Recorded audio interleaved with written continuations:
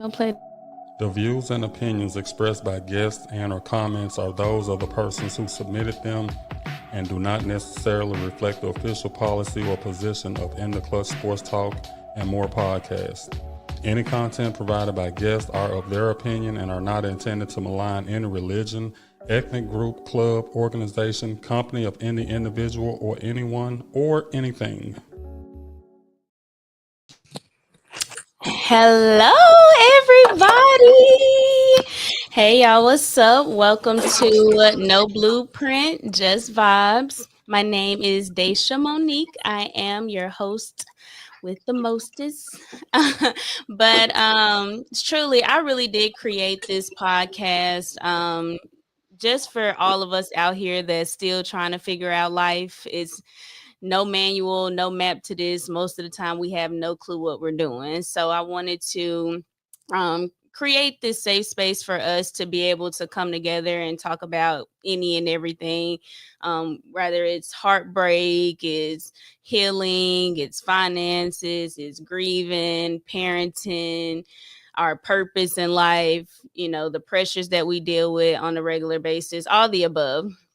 So every episode, hopefully, my main goal is just to make sure that it's helpful, and just kind of bringing the community together. So anybody that's tuned in and watching, grab your snacks, your wine, whatever you need, and just enjoy this journey that we are on together. Also, like, subscribe, comment, engage, share, all the above, just so that we can, take this to the next level. But I just want to first say again, I'm Daisha Monique. I have my best friend here, Anna, and she's going to co-host this episode with me. So I'll just I'll just first start by saying this first episode is very near and dear to my heart and to everybody that's on here as well. Um, it really was inspired by my mom. And this random emotional breakdown that I had the other day. It's like it's been 10 years since my mom passed away, and it feel like it just hit me all over again the other day. So I was like, one productive way that I feel like I can actually get through this, during this season, is to kind of talk about it and talk to people who've dealt with it before, and just, get advice, and just share our memories and talk about it as a community, because I feel like it is something, grieving our parents, that's something that we need to bring a little more light to.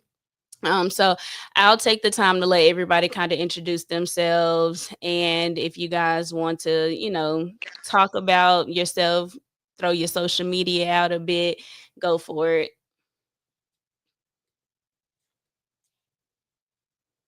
Hold on. I guess I'll go.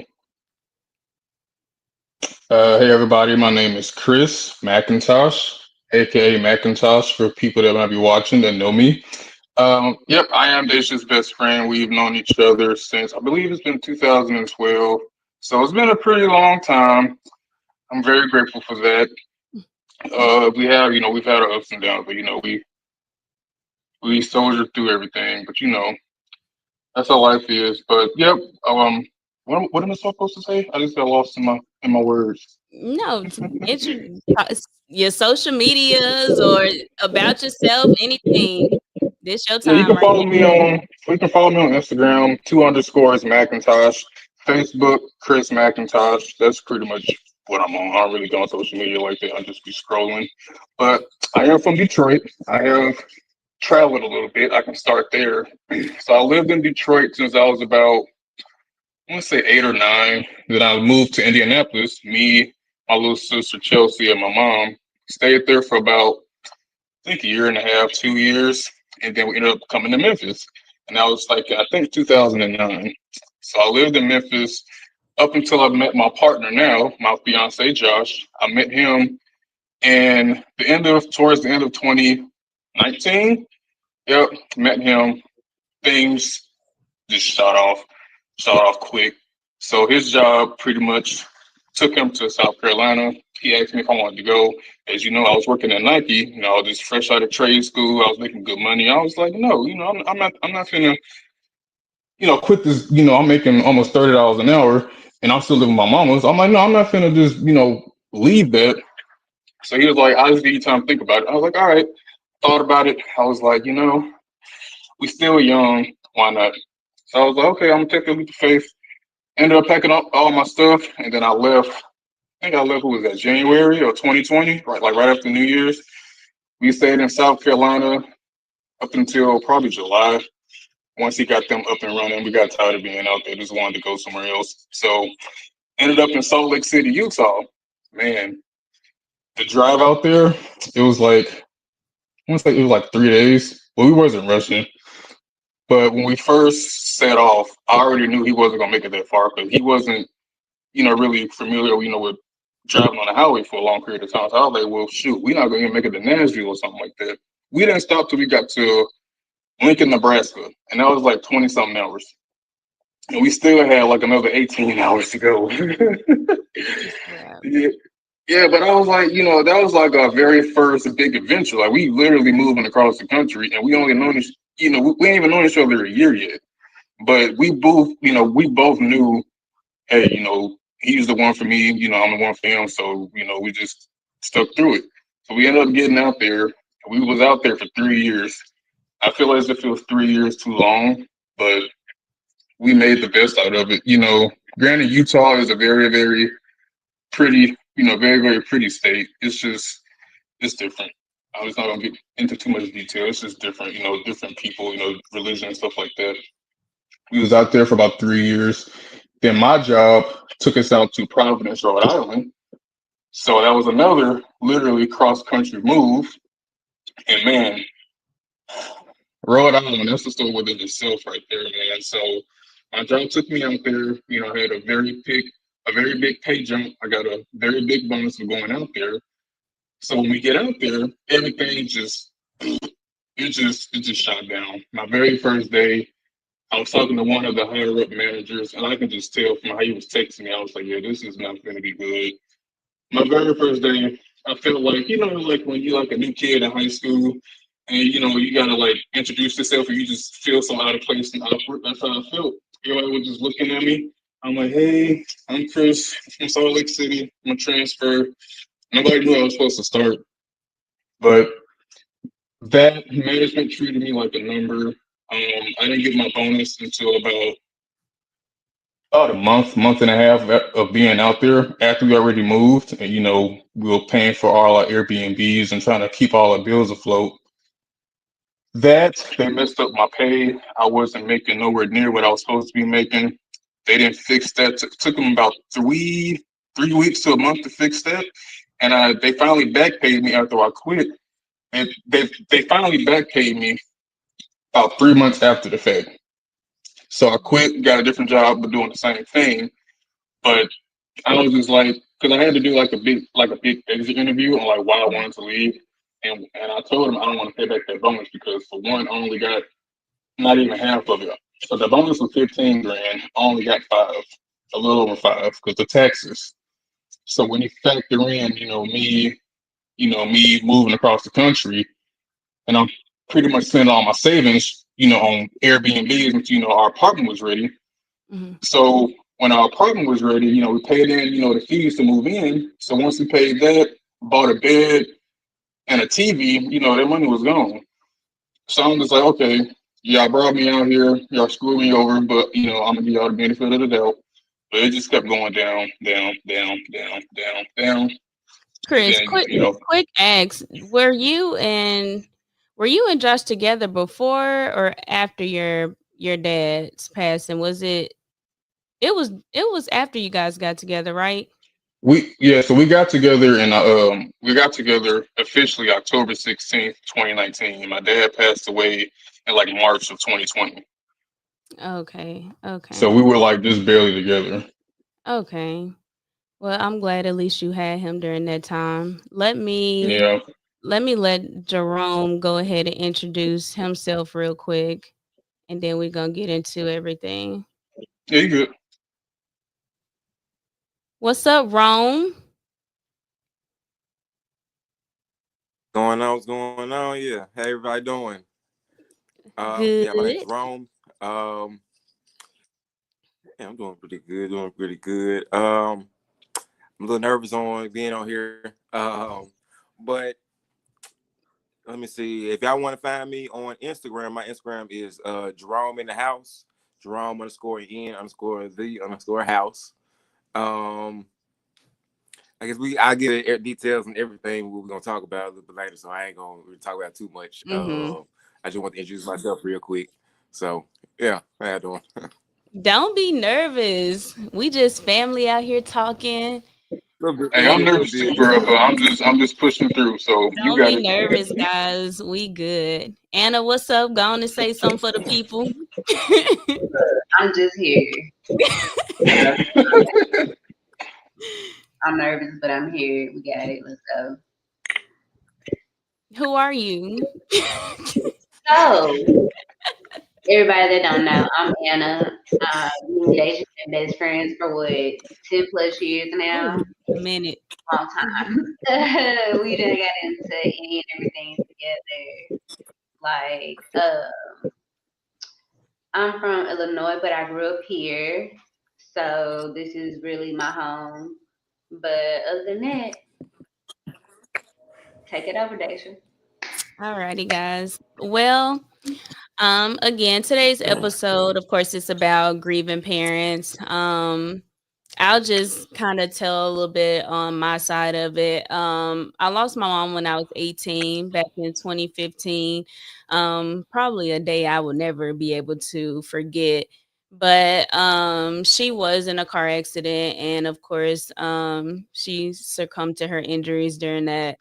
And I remember just getting a phone call in the middle of the night, and it was my dad. My dad, he's like such a tough guy. Like anybody that knows him, he's tall, big guy, just stern. And I've never in my life heard his voice the way that I did over that phone. Like it's like the words couldn't even come out. And I was just informed, she passed away in the accident, and I was 4.5 hours away in chat. um, I I don't it's like it almost became a blur once it happened and I got the news. Had to come home and help plan a funeral, and you have to be a strong person to sit there and pick out your mom's dress and watch her get her makeup done and her hair done while she's just laying there. You're scared to touch her because it's like this is her, but it's not her. It was a very, very traumatizing time in my life. And that was 10 years ago. And like I said at the beginning of the show, the other day, probably like 2 or 3 days ago, I had an emotional breakdown, and you would have thought that it just happened yesterday. So I really it's been a journey. It's been a roller coaster. Some days you just, you living and you going about your days, and some days it's almost like it's not even real. It's not bearable at times. And so I really kind of just want to ask you guys questions throughout the show, get some opinions from those that are watching and listening, and just get some insight on how everybody's doing. How have you guys been processing things, and stuff like that? So one of my first questions to you guys, how old were you all when it happened, and kind of where were you in life during that time? If you guys, I'm sure you can remember, but whoever wants to kind of start first is cool.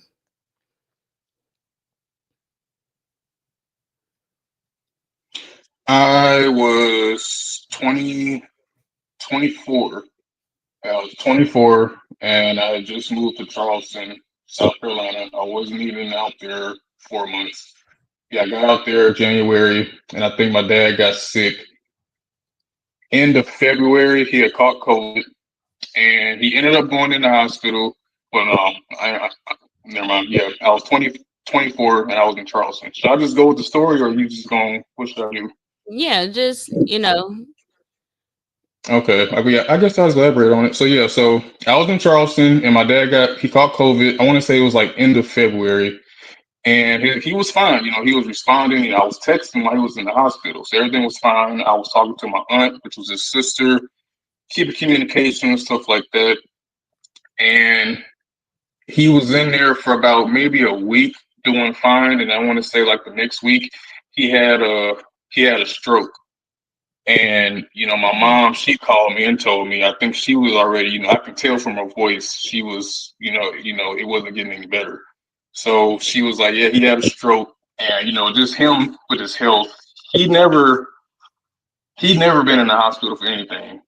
Like he never got sick, stuff like that. So for him to be in the hospital like that, it kind of worried me. 'Cause I was like, he never got sick. If he did get sick, it was something minor, or he always, beat it or whatever." But when she called me, she was like, "Yeah, he had a stroke, and just looking at things, she don't think he's going to make it." And that really struck me. Mhm. I'll give you a second, Chris. You want to go ahead and tell me, Jerome, how you were during that time and just give a little bit more information?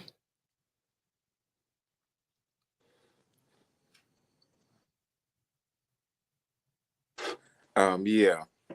So yeah, my mom passed in 2017. Um, I think I was like 22, 23. I'm terrible with my age at this point. I know I'm 32, so it's been a minute. It's like a long time and everything. Yeah. So what ended up happening with that night in particular, I was at the crib. I had just moved back in with my mom, which is crazy about that. Um, Not even there for about a month or two. Um, and I had got a call late at night. They were my mom was actually on vacation with her husband at the time, and I got a call from my cousin telling me that my mom was in the hospital. Um, and what was that? It was Alabama or Arkansas. About 2 hours away. I rushed to that hospital. I was doing 90 all the way from Mississippi all the way down there.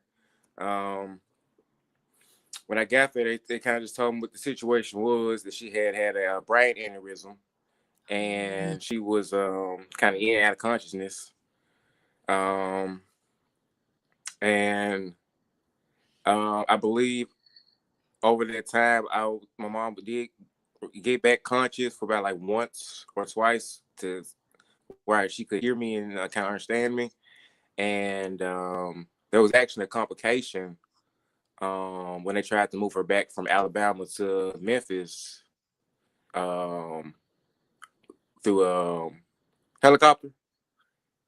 The hospital had an issue where they gave her blood thinners.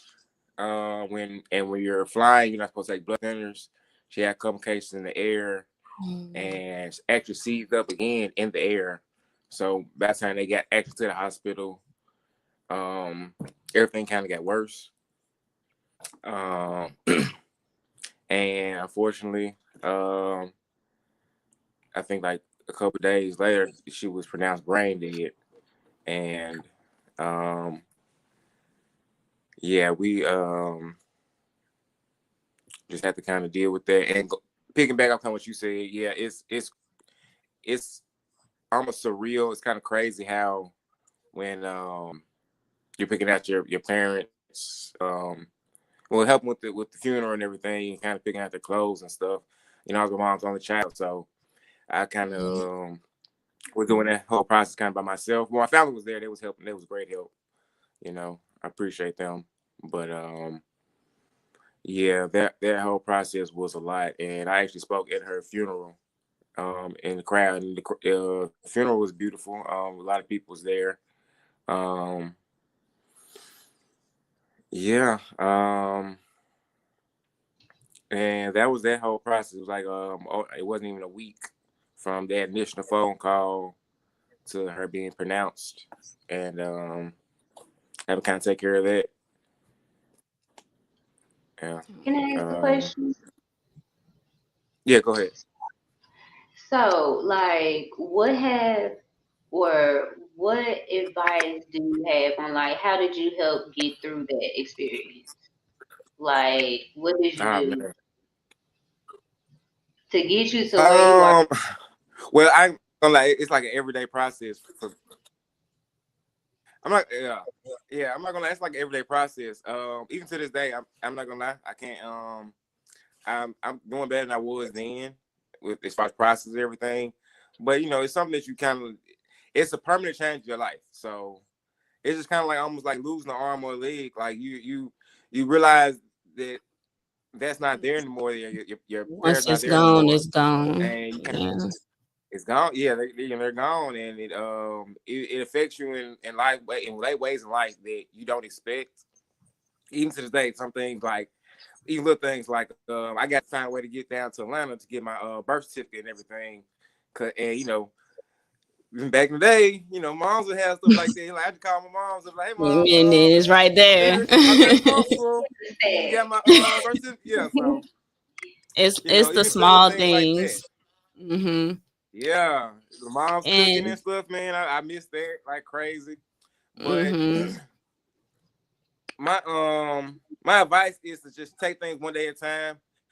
Best not to let things overwhelm you. Talk to friends and family and stuff. It's sometimes it might be easier to talk to people who kind of been through a similar situation. Kind of keep busy. That's what I kind of try to do, and keep myself positive. Like even to this day, I still have dreams of my mom. Like last week I had like I'm like a big dream person. I don't know if you noticed, but I'm real big on dreams. I studied dreams since I was like a kid. So those be the hardest days, not gonna lie. They be like the best in the hardest days because dreams are so real. Right? Mm-hmm. And I have a dream where she's there. Like in my mind, all my brain function like, hey, mom's here and stuff. I'm having conversation with her and stuff. And something always be a little off, but I always enjoy that moment in dream with mom. And then the hardest part kind of waking up and then realizing that I woke up, but she's not here, Mm-hmm. Those be the harder days. Um, you know, I do have good days for sure, and like I said, it's most things like keeping busy and stuff and keeping kind of close with your family Mm-hmm. and knowing that they will want you to, be doing great out here. Our parents, they trying to prepare us for this our whole lives. So Right. yeah. And I see a I don't know if they question quite answer here. the question and stuff, Anna. Oh yeah. Answered to Anna. Mm-hmm. Okay. It's a question here posed for all of us in the chat. It asks, how supportive has your other parent been since it happened? I can start first. Honestly, woo, Lord knows I don't know where I would be without my dad. And my dad has been there since day one. Anyways, he's just been a present, hands-on parent from jump.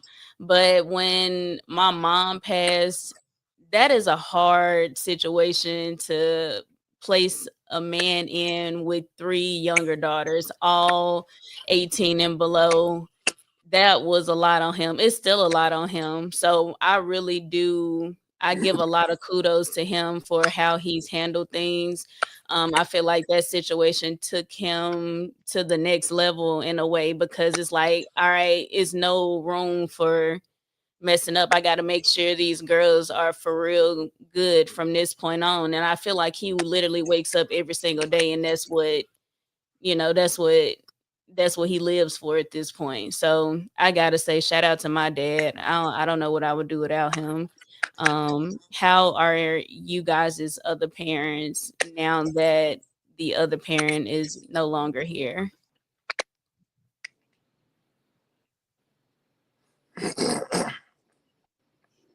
So with my mom, she had to be strong around us, throughout the whole thing, had to be strong for her.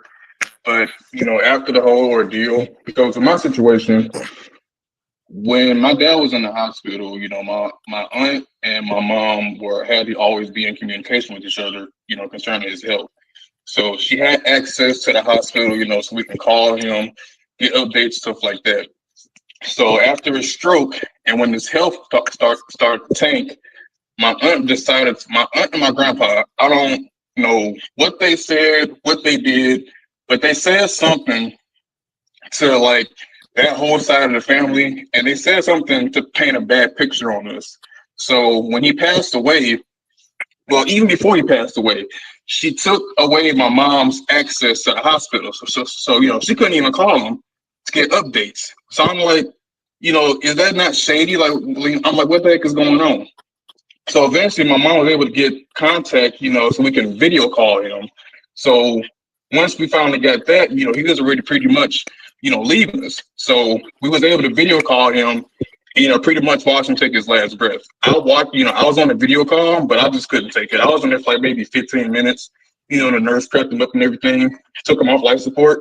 But yeah, like I think she said, he can hear us. He just couldn't talk. She said, we were just saying what we had to say, before he left us. But I had to get off. But my mom and my little sister Chelsea, I believe I know my mom for a fact. She was on there up until he took his last breath. So she saw him leave us, but I had to go. But when he left, my aunt, that whole side of the family, they pretty much just pushed us off. So my older sister, my older cousin, we were all like this coming up. So when we were trying to plan a funeral, I was in Charleston, my mom in Memphis, they all up in Detroit. So we all had to, try to communicate, to try to pick out his casket, pick out his suits, stuff like that. My mom knew his favorite colors. She knew how, she knew how he liked to dress. How he would want to be suited up in, in the casket or whatever. So they never included us in anything. Not planning the funeral, not playing, not planning the casket, the obituary, none of that stuff.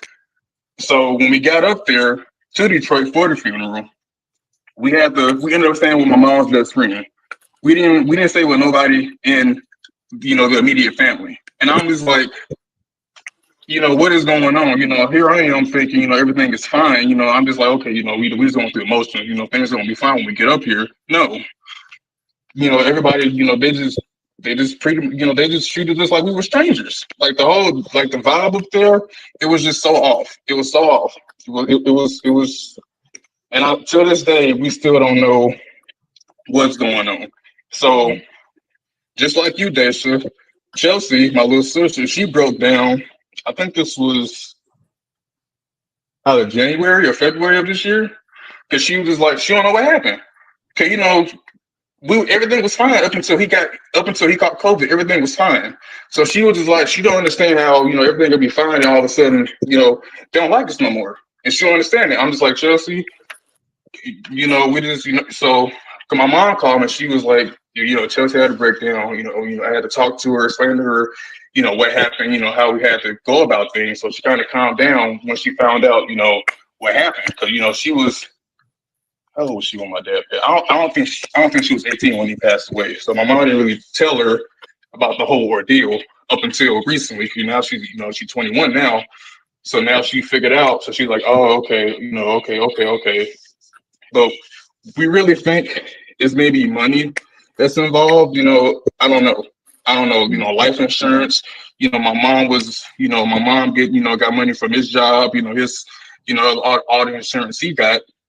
So after the funeral, I went off on everybody because I was like, y'all disrespected me, my little sister, and my mama. And what really pissed me off was, they disrespected my mom because my mom been down for them the whole time she was with him. And then what's crazy is my aunt literally told her, no matter what, you always be my sis. But here you are, you and my grandpa, y'all coming up with some, BS or whatever, just to split the whole family up. So my mom and Chelsea went up there this past summer to go visit her side of the family and some of my dad's side of the family that they're still cool with. And come to find out, my grandpa had to move in with my aunt. He getting older, whatever. And so she don't know how he doing. I don't know how he's doing. And then my other auntie, which is my dad's brother's ex-wife, well, widowed wife, they stayed up the street and they don't talk either. So she was like, Carmen, she just has her ways. And my dad always told my mom, she has another side of her. Mm-hmm. And my mom was like, Oh no, you're fine. I was gonna ask you, has with having to deal with that on that side of the family, how has your mom, how has she been able to be supportive during all of this? Is she So able to, or yes, she'll, we always check in on each other every now and then, ask me how I'm doing and everything, make sure I'm still fine. Because, I always still think about it. We always, bring it up every now and then, like just like the whole ordeal, now it's, 4 years down the road now, we can kind of sit back and be like, huh, they really did us dirty, over somebody dying. Like, Mhm. somebody dying really showing, people's true colors. So, but, we just there for each other, especially when Chelsea broke down, she had to really be there for her, explain to her, Right. what happened and stuff like that. But, And my mom now, she's always been a strong person. So she just has to, she always thinks about it, but she's got to, keep her mind forward, keep pushing. what about you, Jerome? Did was there a change with your dad after your mom passed, or how has that been since everything has happened? Yeah, that's a great question. Yeah, my bad. My camera and stuff is kind of going out, so I keep coming back and forth to the live and everything. Mhm. Um, yeah, my dad was great. He really stepped up for sure. Oh, hold on, Me and him got a lot. Jerome. Hold on real quick, because it's kind of it's going out a bit. Hold on. Let me add him back. Can you hear us okay? Yeah, it's got a lot of static and everything. Let me Hmm. see. It's probably his Wi-Fi. His Wi-Fi got terrible. Sorry, you guys. No, you're fine. All right. Yeah, I it's might take a call. staticky. But it's going like this. Yeah, I'm about to say, try to log back in real quick. I'm gonna give him a second. I do see a question here. We can talk about this real quick until Jerome gets back. Someone asks, how did losing your parent at a young age shape the person that you are today? Um, whew, I don't know. I feel like I'm the type that and this is something that I'm working on. I live with a lot of what ifs.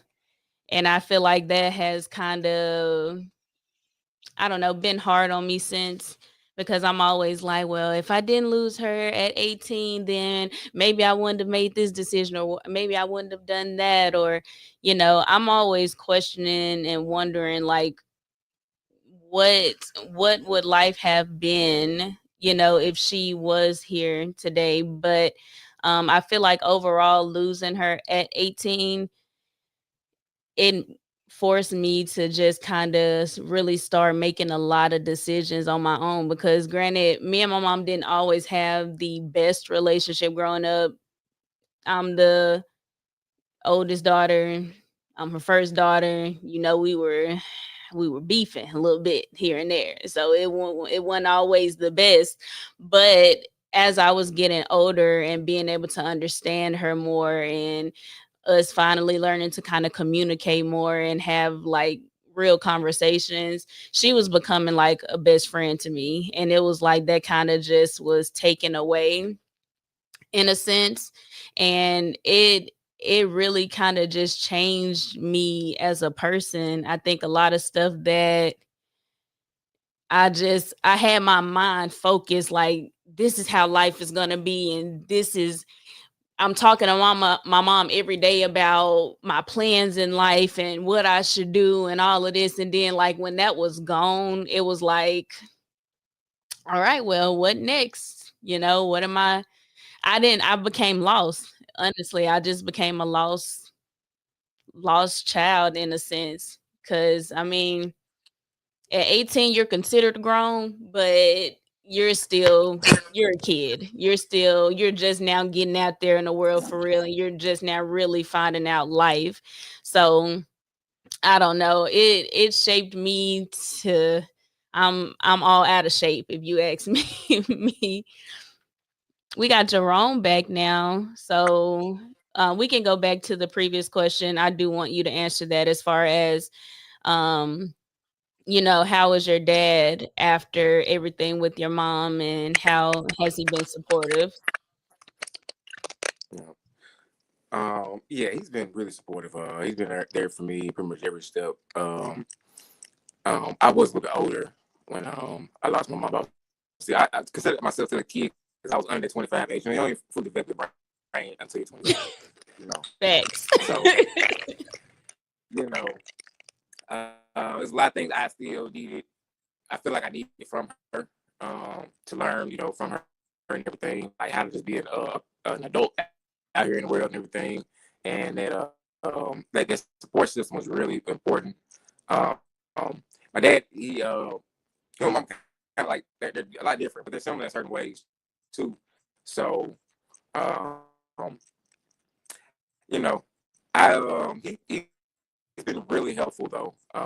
He actually lost his my grandmother when I was in middle school, my seventh grade year. So he understands kind of how I feel on a lot of things and everything. And Mhm. like understand just about my personal life and everything. And yeah, he's been a great help.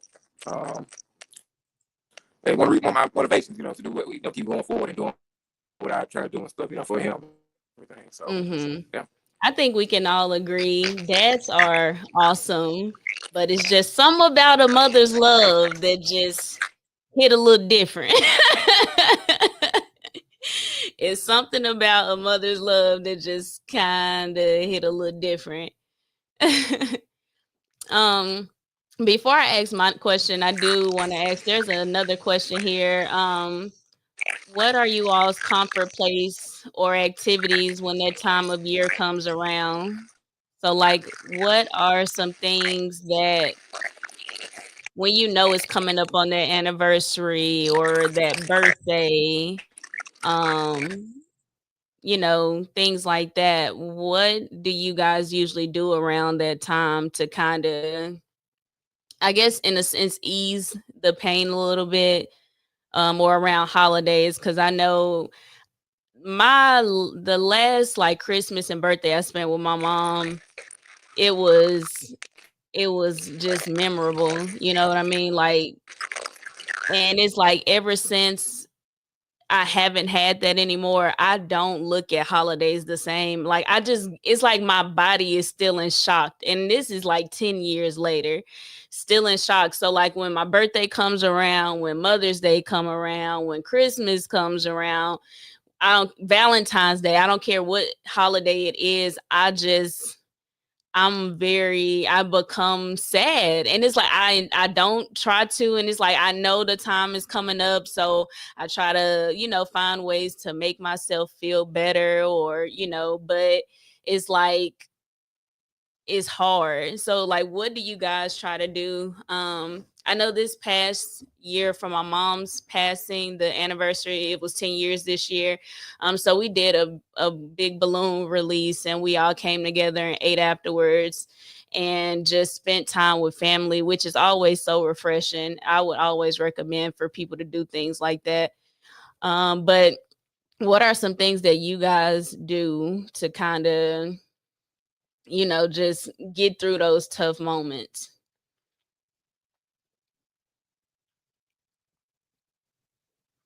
Honestly, I just played my dad's favorite song, which was I can't remember the group, but you probably heard it. Whenever you call me, I'll be there. I'll be around. I don't know if you heard it or not, but it's like an old school song came out in the '70s or whatever. But I'll always play that, and then I'll just always just look at old pictures, just and then if I need to cry, I just cry. It just makes me feel better, and Mhm. I'll be down for a couple of days for him and my twin as well. I think about her more just because she's been gone longer, and we just got some. I just still have a lot of close memories with her, even from a young age. But with my dad, yeah, I just go back down memory lane, Mhm. not watch, but just look at pictures and just play songs that I know he like. That Mhm. that gets me through it. Mhm. Do you still have are there like certain things that trigger you now in any way? Or like So yeah. if I'm not if I'm not ready, that song in particular, because Josh, my partner, he knows that song, so it's included with his playlist. So whenever we out, that song just comes on. I literally start crying. Like it ain't even gotta be 5 seconds. I got no, got to turn it off because I was not ready. So Mhm. that really triggers me, and just seeing old. So I'm a car guy because of my dad, and he had a Mustang. So just seeing pictures of, because his Mustang was black on black, had his headlights was blacked out, had like the black bra in the front, murdered out tent, stuff like that. So when I see pictures of Mustangs, it just always takes me back when I'm back in Detroit. His was a stick shift, so he always ride down with the windows down, just flooring it pretty much. So just seeing videos like That's that, where I'm you like, get it man, from. yeah, yeah. So just seeing pictures and videos of just like old school muscle cars, because that's what he was into.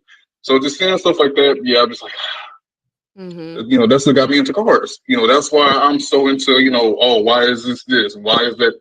This is why you gotta do this to get, stuff like that. So I'm just like, yeah, this is why I am who I am now, because he was handy with, he was a handyman. He was always into something. So I found myself picking up them same traits. So yeah. Now, Anna, I know you haven't dealt with losing a parent directly, thank God, it sucks. But I do know that you work with a lot of children who have. Um what are some things, and you work with younger kids too. Well, like what are some Um, things that you kind of notice due to kids losing their parents at such a young age? What are some things that you've picked up on over the a lot of years? times, especially if they don't have that support system that they need, they spiral. They start having behavior issues, and they run away. They do anything to get attention, but in a negative way. Now you Mhm. have some kids who do have that support who can get the skills to help them learn how to grieve and go through the whole process.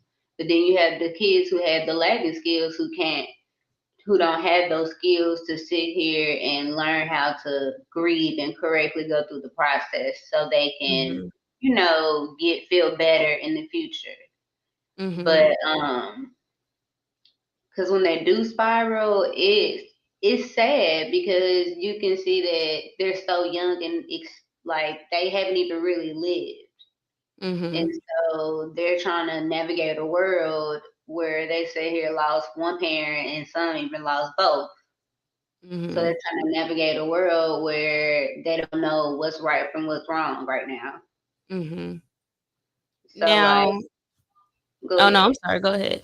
No, I was just going to ask, in you guys' opinion, do you all feel that there are resources, enough resources or safe spaces out there for youth and young adults who have lost their parents? Because, I mean, in my opinion, I don't feel like there's enough. Um, I just don't think there is enough out there that caters directly to that type of thing, like in schools and stuff like that. But what do you guys think as far as, especially when you do? I feel like as a kid, maybe there may be a few resources if you have that type of support, but when you do, get into those young adult ages, 20, 21, 24, and stuff like that, there's not much except for, oh, go to therapy, and a lot of people can't even afford therapy and things like that. So And a lot of um people don't even like talking to therapists. Now it does therapy does help with some people, and then it doesn't help with others. So yeah, like going to therapy, it just that doesn't always work.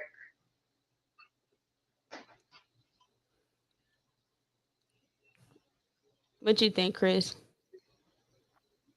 Yeah, I was just gonna say therapy too, but like Anna just said, sometimes that don't always work. Have you But tried therapy?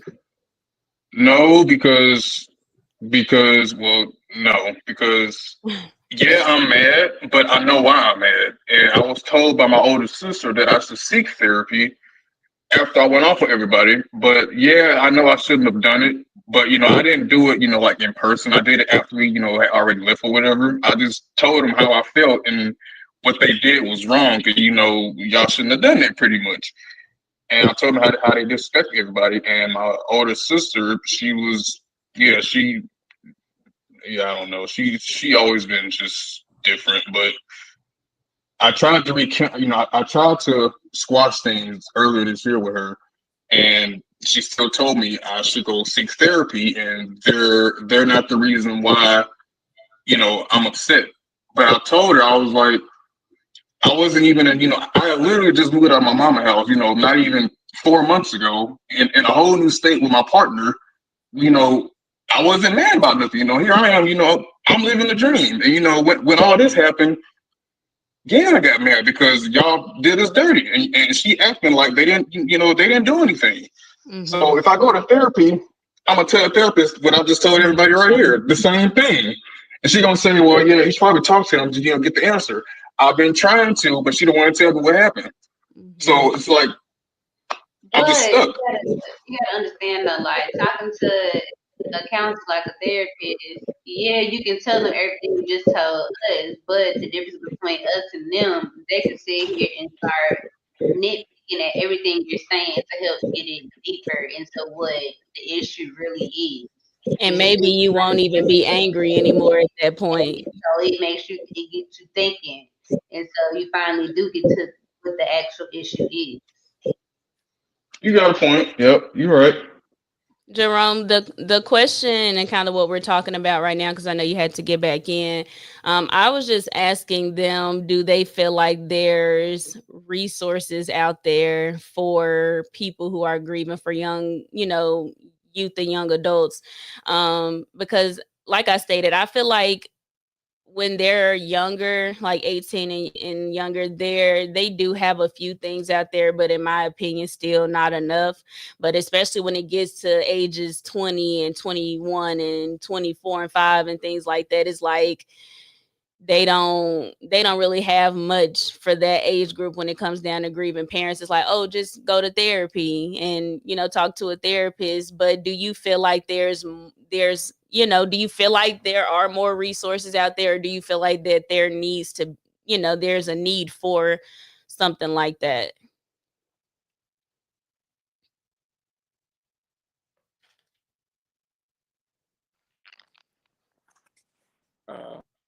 Yeah, my service is bad, but yeah, I definitely feel like there isn't too many different um resources out there. And if there was, I wish there were accessible. I don't even know too many of them. Even some of the stuff is like probably like like they do with the people who drink too much AAV. It's like almost a beat for people who lost, grieving over parents or like family members who Hmm. passed. That'd be something like AA for parent grieving. you something like that. I feel like that was up to talking about it because it comes to a point, especially when you are trying to, I won't say move on, but like live life after a parent is passed or somebody anybody you have that's close to you that's passed. It's hard for people to kind of understand, like, especially if they haven't, your friends and family who haven't quite gone through that, you know. Not saying they have the idea of oh, you should have been over it by now, but it for it to even happen, it's hard to comprehend for people who haven't went through that, or because every relationship with their parents is different before and after they pass, and I ain't none of us, promised any extra day here. So, I've talked to people like friends who have parents about it, and I can tell sometimes they get it, some do, some don't. Um, and even with my friends who have had parents who passed, uh, um, they kind of have a better idea and stuff, and they kind of know what I went through and going through to this day. Um, Mhm. and I feel like we don't get to talk about it enough because you almost feel like you talk about it too much. Like it almost one point defines your whole kind of life. You know, like Mhm. you feel like because you after everybody you think about it more than anyone else. After something like that Yeah. happens because you know that was your rock at one point. And Mhm. yeah, yeah, that was the question either, but yeah, that's what I kind of got in my opinion. That's why I feel like I've been working on like a nonprofit for some time now. Just to, even if it's as simple as doing things like this, just bringing people together, people who can kind of relate, people with experience, or even if they haven't dealt with it themselves, if they know others who have, that just bringing ideas together to help you know us as a community get through it. I don't feel like death was really talked about much growing up. Like, you think your parent or whoever is going to live forever. So it's like when it hits and it's unexpected, you don't you don't really know how to handle it. And I feel like that's when, moments like this and bringing something to light in the community for things like this is very important.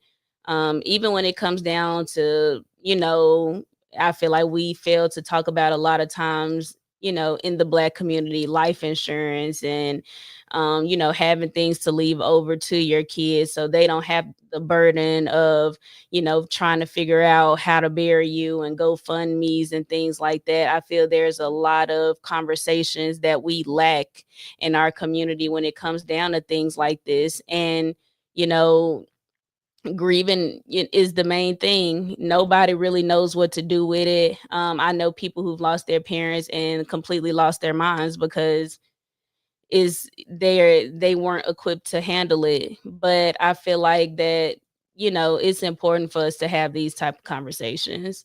um if there was something that you could tell your parent um today, like, Yeah, but huh uh, yeah, okay, I did have a question for everybody too, and I get a chance. I did have one question for everybody. yeah, no, go ahead and ask your question. Okay, so since like I was lost a parent, is it hard for y'all to hear, or even with like just with social media for me, or like in real life anything, when I see other people like out with their parents or doing things with their parents, like Mother's Day, something like that, is it hard for y'all to Oh, hear? baby, I'm jealous. Man, I'm telling you, I'm hating. I ain't gonna lie, I'm hating. I'm jealous. I feel some type of way. It's like, dang, how you so lucky. And is that something that I want a lot of people to realize? Just please don't take your parent for granted. Like, I don't care if your parent call you all the time. I don't care if they own you all the time about whatever. I don't care what the situation is. Like, you have got to be grateful because you just never know.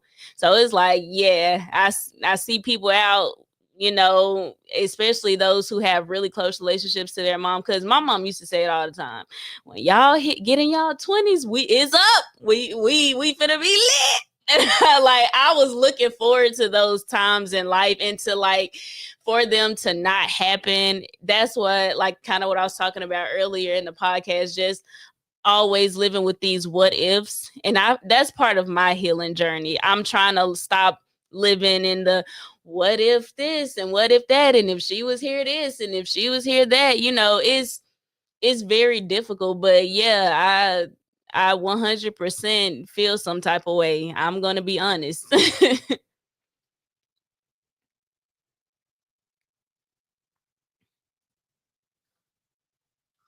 Yeah, I'm the same way. Even though, we had a close relationship, but it wasn't really as close as I wanted it to be. But, we Mhm. were still tight or whatever. But, just still seeing Father's Day posts, before he even caught COVID, we were coming back around. So, I was getting ready to introduce him to Josh before he ended up in the hospital. Oh. So I was like, I kind of felt regretful. 'Cause I was like, I should have told him way, like when I first saw, I should have told him when I told my mom and Chelsea, but I was like, no, because I just don't know how he gonna react. I'm not trying to, No, go down that route right now. So I was like, I'll just wait it out. And that just stuff thinking was you had that wild. time. Yeah. Yeah, yeah. And I still regret it today, but it is what it is. I just got to keep on pushing forward. But yeah, just seeing Father's Day post, it just makes me think, like, what if he was still here? Like, because he told me, when I was still in Memphis, he wanted to come down there and see us because he was trying to get a route. Because he was a truck driver, so he was trying to get routes, further in that area, so he can stop by, by the weekend or see us or whatever. So he was trying to do that, but things happen. You get admitted to the hospital, and things just go south, and they don't go it the way you want it to. So Mm. yeah.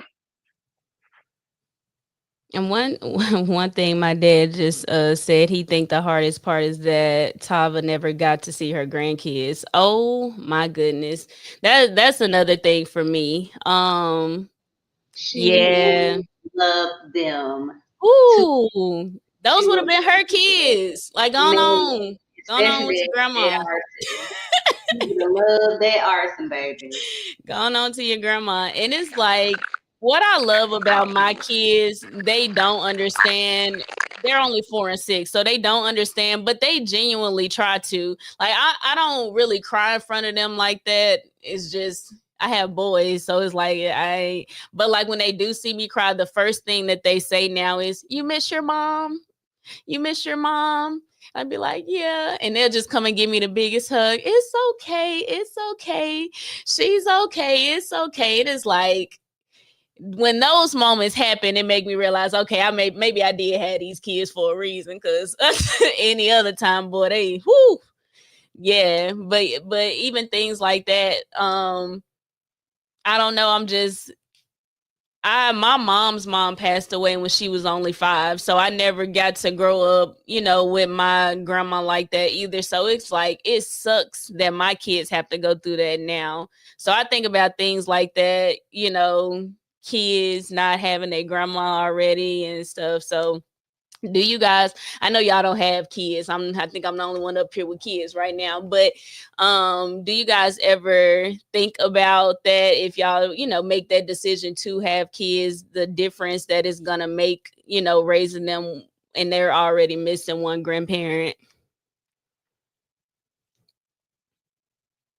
So I know for me, for Josh, Josh lost his mom too back in Oh yeah, you should have brought 2012, I Josh on think. here. Man, he on the game with his boys. Yeah, but yeah. So I just got sidetracked. What you just say? If you decide to have kids, Yeah, yeah, yeah, yeah. yeah. So with Josh, he has 3 other brothers, and he always told me he wants 4 boys. I'm like, I don't know about all that. We can work our way. We can see, but him, I've seen him around kids. With his nephews and nieces, I've seen him around them, and he's very, very good with kids. So I don't have anything to worry about with that. Me, I'm getting to the point to where I don't think I know I'll be ready, in a few years. I'm getting to the point in my life where, I'm getting, I'll be 30 next year.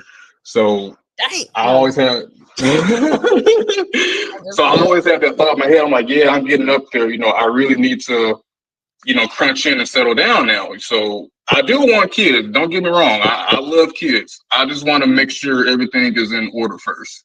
Cause I Mm-hmm. don't want to. I don't want to see. I don't want to be struggling, and I got to worry about feeding 2, 3 other mouths, or stuff like that. So I just want to make sure everything is in order, and I got my head in the right space.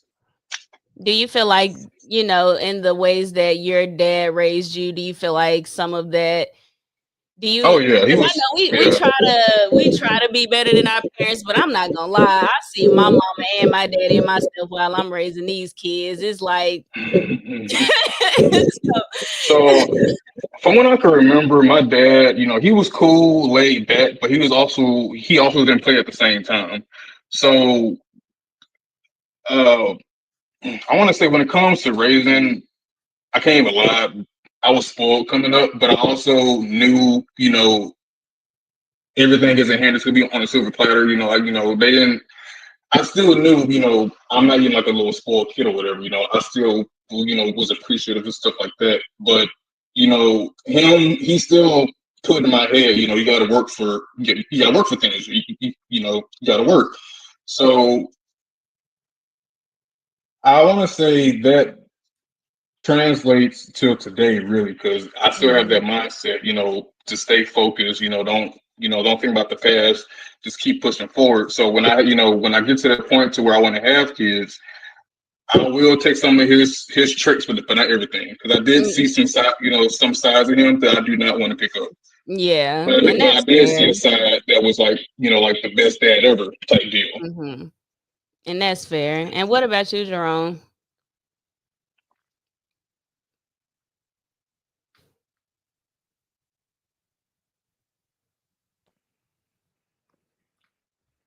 Yeah. So my bad. Yeah. As far as the kids thing, I definitely I thought I was gonna have kids by now. Yeah, I'm a little older than y'all. I think being 32. You like a Shout out to couple 30 year old. years older, dude. Man, y'all some babies, man. Y'all some kids, man. I'm grown out here, man. But now, I feel like what happens when it happens, man. I'm just not getting to a place with me being working and in school at the same time and trying to further my education. I'm just not getting to a point where I feel like how Chris said, I can afford to have kids and be able to take care of them like I want to and stuff. I'm trying to, if I can avoid the baby mama drama, I really, good parents No. for them and stuff. And We not gonna do the baby mama drama, Jerome. I want to do my kids' life and stuff. So whenever I do decide to find somebody who birth my child, I want to be able to be like, fully there, regardless of me and the mom work out or anything. Like the kids always come first. That's my biggest thing. And yeah, my mom, I feel like she would have she'd be like the best grandma. That's just crazy. Thing like that. And I'll definitely it's coming up soon. We're gonna see, especially with if everything Manifesting. goes well. Gotcha. Well, we have been in here for a little minute. I everybody here knew my mom, so I do want to just take a minute. If y'all can think of one memory of that lady, and y'all want to share it. You already know what I'm finna say. Not too much on my mama, Chris. Oh, man, that was so funny. That was so funny. I don't even think. Should I even talk about that or no? I mean, hey, you good. Man, I can't remember what we were doing, but I just know it was her and D. They were arguing about something, and D is I can't. one of my Yeah, brothers, by the way. I couldn't remember what he did. I don't remember why they got to arguing, but all I remember seeing and hearing was if you. All I remember seeing was this. And I was just like, like what is going on? But I was just like, you know. I think I started crying or Yeah, something like that Chris, after the fact. Chris up in I the was, weed. Look, Surprised if you ain't crying. Because I ain't gonna that man lie. was crying. Look, all the rest of us, we just sit here like this is just a normal day in our house. Yeah, for us, it was Here, not. Chris bust out crying. I'm like, man, calm down. You good? She ain't gonna shoot him for real. She just trying to scare him a little bit. I ain't never seen nothing like that. I was like, bro, this is crazy. Hey, in her defense, listen, having boys now, having your own kids now, man, you start to understand stuff. Because if my son flipping beds and talking crazy and man, listen. All right, yeah. Like later now, I understand it. Yeah, like I don't know what happened, but yeah, I'm on her side That was regardless. the Darian and Tava show at all times. We were used to it.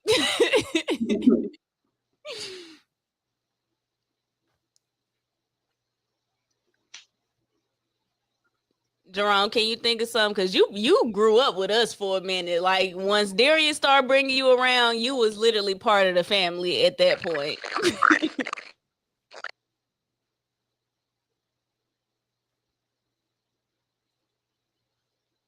Uh-oh. Yeah, yeah, Jerome. I think his camera froze. Anna, you got any memories? Girl, all I know is because me and you became friends. We weren't friends that long right before she passed. Yeah, So we became friends at the end of the year, and she passed the beginning of in college, our freshman year. mm-hmm. But I remember just like one day we came over. We were going. I think because y'all had a pool in the backyard, and we were like swimming and stuff. But like what I remember most about her is like her demeanor, how she handles herself. Like you could tell she a boss. And she Yeah, wasn't you finna can definitely tell. You can definitely tell she was about her stuff for sure. like you gotta do your P's and Q's with her. Literally, literally, with her Man, nose I'd and be scared to put a dish on the wrong side of the sink. Yeah. And make sure you got an extra marker too. right. But no, yeah, yeah, yeah. Oh no, tell her no when I pulled up. Oh, y'all, listen, Oh, I'm gonna that say this story real quick. story. Look, y'all, my dad got plenty stories. My dad got plenty of That's a they good one. they pretty much grew up together. But no, I remember, I would never forget this, y'all. It's the middle of the night. I don't know what's going on, but something just woke me up. My parents in the background arguing with each other.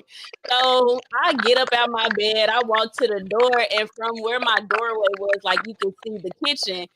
And I guess my mama was finna run to the phone and try to call. She loved calling the police. She loved trying to call the police, but she would be the aggressor. So she trying to go and call the police on my dad. And back in the day, we had the house phones in the wall. That man came and snatched that phone out so quick, you ain't calling nobody today because you ain't finna send me to jail. Crazy. But when I honestly say, like, even after all the crazy things, that I seen my mom do and just what I grew up around, like, still wouldn't trade her, change her for nothing in the world. Like, that was a one of a kind lady right there. Honestly, truly. You not meeting nobody else like her. And we share the same birthday, even better. That's some crazy Geminis. Hold on, Jerome. I can't hear you. Say that again. Let me see some. Hold on. I'm saying, man, I was at y'all house more than my own house. My mom working like so. Y'all mom literally became like a second mom to me. So she was getting like the best advice and everything. I remember one time, I used to have get around time. I thought, just starting dating for real and stuff. So I remember y'all mom, I was tearing up somebody. I'm not gonna speak on who that was, but all sad, right? Y'all house and stuff. She was like, bro, I'm gonna give you some advice. I was like, yes, man, what's going on? She was like, never let, I ain't gonna say what she said exactly. She said, basically said, never let a chick let you see you trip. And that kind of stuck with me even to this day. Don't let, never no female like see you trip and kind of get your piece, keep it cool and be cute and everything, you know what I'm saying? Because the moment you kind of look like you upset, they know they got you. So, mom, she was always good with advice and would come talk to me and stuff, man. So, man, yeah, I love that lady for sure. Yeah. For sure. It's crazy how much you look like, by the way. I know you probably tired of hearing that, but y'all look so much like that. Everybody say that. I feel like I look like my dad, but everybody say I look just like her. But no, all three of the girls, y'all look just like her, especially Diana. I was Especially just saying, Diana looked like a spitting image. Diana had the makeup on. She looked just like her, a spitting image of her, literally. no, for real. Daisha, you remember the first time after she passed, your birthday came around, and me, DJ, Chris, we all came up there and surprised you. You was working your Oh yeah, I still got them pictures. Yes. I And still got them pictures. one thing I can say, when you are going through and dealing with grief, it is so important to have people around that genuinely love and care about you, because you gonna need all the uplifting and motivating that you can get during that time. Because like those first 5 years for sure were almost a blur. Like I just feel like just waking up and living, just trying to figure it out. So I love y'all so much, and I thank y'all so much. I'm grateful that God placed y'all into my life, because yeah, I I wouldn't have been no good.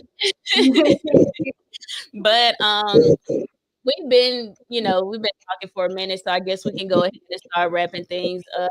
I want to thank you guys so much for being brave enough to come on here and speak, for being brave enough to just do this in general, because I know it's nerve-wracking, but it's been such a pleasure to see y'all faces.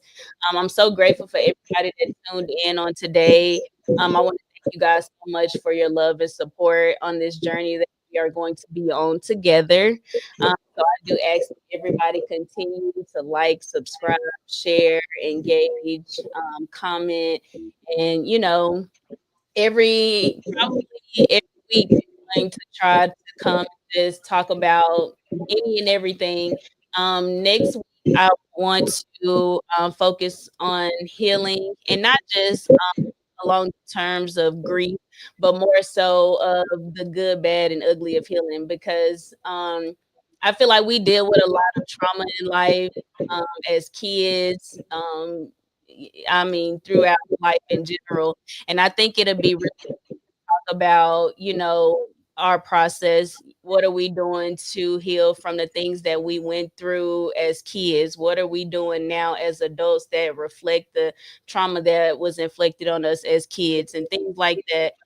So I really just want to kind of talk about the good, bad, and the ugly when it comes down to healing, and trying to cope with where you are in life right now, just getting some advice from other people on what you guys do on a regular basis to, just make it through the days.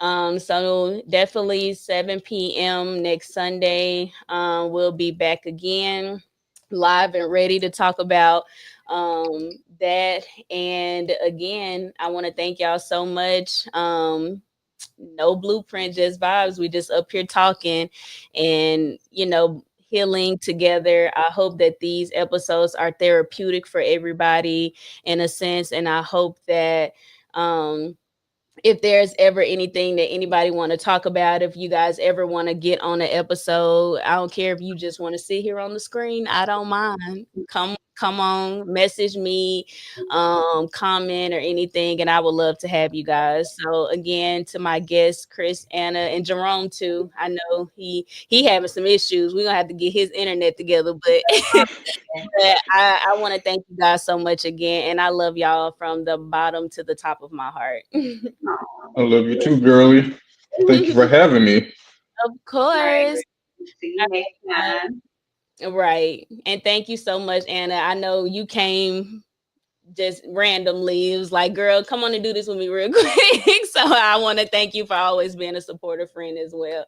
But I love you guys. Thank you so much for tuning in to the first episode of No Blueprint, Just Vibes. And you guys have a wonderful night. Bye.